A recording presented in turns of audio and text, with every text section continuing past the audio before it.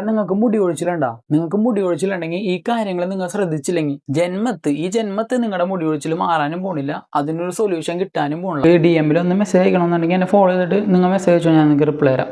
ഒരു ഉദാഹരണം പറയാണ്, നിന്റെ വൈറ്റമിൻ D 10 ഒരു ഡോക്ടറിനെ നീ ചെന്ന് കാണുകയാണ്. നീ ഡോക്ടറിനെ ചെന്ന് കാണുമ്പോൾ ആ ഡോക്ടർ നിനക്ക് വൈറ്റമിൻ D3 ടാബ്ലറ്റ് കഴിക്കാൻ വേണ്ടി റെക്കമെൻഡ് ചെയ്യും. ആ റെക്കമെൻഡ് ചെയ്യണമെന്ന് വെച്ച് കഴിഞ്ഞാൽ കൂടുതലും റെക്കമെൻഡ് ചെയ്യാൻ ചാൻസ് 60,000 ഇൻ്റർനാഷണൽ യൂണിറ്റുള്ള വൈറ്റമിൻ D3 ടാബ്ലറ്റ് ആയിരിക്കും നിനക്ക് റെക്കമെൻഡ് ചെയ്യണം. നീ അപ്പോൾ അത് കഴിക്കും. നീ 2 മാസം പ്രോപ്പറായിട്ട് കഴിക്കും.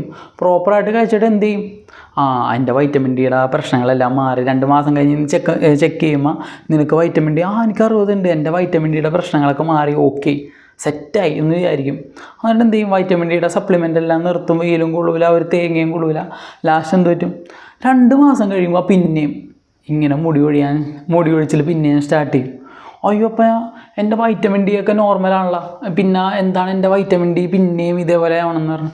എടാ അതാണ് പറഞ്ഞതെന്ന് വെച്ച് കഴിഞ്ഞാൽ വൈറ്റമിൻ ഡി എന്ന് പറഞ്ഞ സാധനം നമുക്ക് എപ്പോഴും നമ്മുടെ ശരീരത്തിന് ആവശ്യമുള്ള സാധനമാണ്. ഇപ്പോൾ 2 മാസം നമ്മൾ അത് വൈറ്റമിൻ ഡിയുടെ സപ്ലിമെൻ്റൊക്കെ യൂസ് ചെയ്ത് കഴിഞ്ഞിട്ട് 2 മാസം കഴിഞ്ഞ് നിർത്തിയിട്ട് പിന്നെ ആ വൈറ്റമിൻ ഡി എടുക്കാനുള്ള വെയിലും കൊള്ളണമെങ്കിൽ നിനക്കത് മെയിൻറ്റെയിൻ ചെയ്ത് ഒരിക്കലും കൊണ്ടുപോകാൻ പറ്റൂലടാ. മെയിൻറ്റെയിൻ ചെയ്ത് കൊണ്ടുപോകാൻ പറ്റൂല 100%. ഞാൻ എന്താണെന്ന് വെച്ച് കഴിഞ്ഞാലേ ഞാനിത് അനുഭവിച്ചൊരു വ്യക്തിയാണ്. ഞാനെന്ത് ചെയ്യും? 2 മാസം മരുന്ന് കഴിക്കും. അത് കഴിയുമ്പോൾ ഡോക്ടറിനെ ചെന്ന് കാണും. പിന്നെ 2ാമത് മരുന്ന് കഴിക്കണമായിരുന്നു പറയൂല. അപ്പോൾ 2 മാസം കഴിയുമ്പോൾ പിന്നെയും ഹെയർ ഫോൾ സ്റ്റാർട്ട് ചെയ്യും. അപ്പോൾ പിന്നെ ഇത് ആലോചിച്ച് ഭയങ്കര ടെൻഷനും കാര്യങ്ങളും ഡിപ്രഷൻ അടിച്ച് ഈ ഒരു ലെവലിലായി കൂടി. അപ്പോൾ പിന്നെ കണ്ണാടി നോക്കാൻ പറ്റുമോ?